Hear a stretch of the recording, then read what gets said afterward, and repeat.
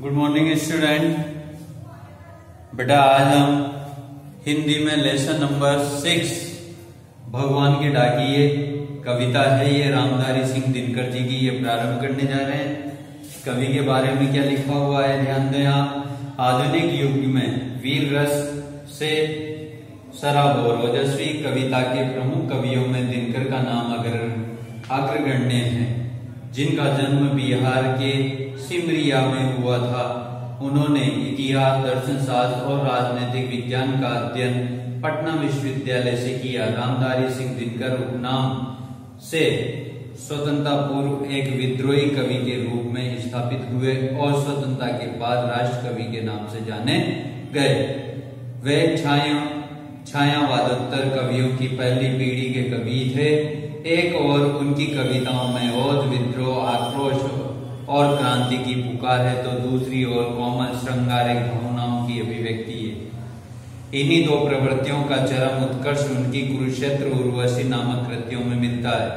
उर्वशी को भारतीय ज्ञानपीठ तथा कुरुक्षेत्र को विश्व के 100 सर्वश्रेष्ठ काव्यों में 74वां स्थान दिया गया। वे 1952 में भारतीय संसद के सदस्य भी रहे। भारत सरकार ने पद्म भूषण से उन्हें विभूषित किया। उनकी प्रमुख कृतियां हुंकार, रसवंती, सामधेनी, कुरुक्षेत्र, रश्मिरथी, उर्वशी, परशुराम की प्रतिज्ञा, कोमला और कवित्व, काव्य, राष्ट्रभाषा और राष्ट्रीय एकता, भारत की सांस्कृतिक एकता, संस्कृति के 4 अध्याय, शुद्ध कविता की खोज, ये गद्य। अब कविता के बारे में क्या कहा है बेटा लेखक ने। कवि पक्षी और बादल को भगवान के डाकिए मानता है, क्योंकि पक्षी भी एक स्थान से दूसरे स्थान पर आ जा सकते हैं, उसी तरीके से बादल भी एक स्थान से दूसरे स्थान पर आ जा सकते हैं। तो इसलिए लेखक ने इन दोनों को ही भगवान का डाकिया दूत बताया है।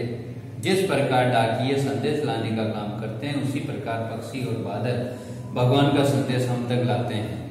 उनके लाए गए संदेश को हम भले ही न समझ पाए, पर पेड़ पौधे, पानी और पहाड़ उसे भली प्रकार पढ़ समझ लेते हैं। हम तो केवल इतना भर आते हैं कि देश की धरती दूसरे देश की खुशबू, एक देश की धरती दूसरे देश को खुशबू भेजती है, पक्षियों के पंखों पर सुगंध देती है। एक देश की भाप दूसरे देश में पानी बनकर गिरता है। प्रकृति के लिए सीमाओं का बंधन नहीं होता, केवल ये मनुष्यों के लिए होता है। अब ध्यान दें बेटा, पक्षी और बादल ये भगवान के डाकिए हैं। पक्षी और बादल जो है ये भगवान के दूत का कार्य करते हैं, भगवान के संदेशों को लाने का कार्य करते हैं, जो एक महादेश से दूसरे महादेश को जाते हैं, जो एक विशाल देश से दूसरे विशाल देश में जाते हैं। हम तो समझ नहीं पाते, मगर इनकी लाई चिट्ठियां, हम इनके द्वारा लाए गए संदेश को हम नहीं पहचान पाते हैं। पेड़ पौधे, पानी और पहाड़ बांझते हैं, परंतु पेड़ पौधे, पानी और पहाड़ जो है पक्षियों और बादलों द्वारा लाए गए ईश्वर के संदेश को जरूर पढ़ते हैं, बांचते हैं और समझते हैं। आगे क्या कहा है बेटा, हम ते केवल यह आंकते हैं कि एक देश की धरती दूसरे देश को सुगंध भेजती। हम तो केवल यही समझते हैं, यही आंकते हैं कि एक देश की धरती दूसरे देश की धरती को अपनी मिट्टी की सुगंध भेजती है, और वह सौरभ हवा में तैरते हुए पक्षियों के पंखों पर तैरता है। और पक्षी जो है एक स्थान से दूसरे स्थान पर आने जाने के कारण उस एक देश की मिट्टी दूसरे देश की मिट्टी जो है पक्षियों के पंखों में लग करके एक दूसरे के देशों को संदेश पहुंचाती है,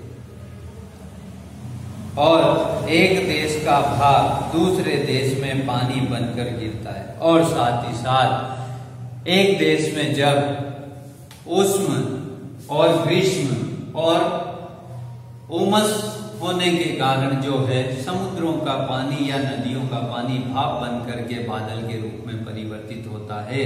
वो हवा के माध्यम से एक स्थान से दूसरे स्थान पर, एक देश से दूसरे देश में जाकर के वहां वर्षा के रूप में जल गिराता है।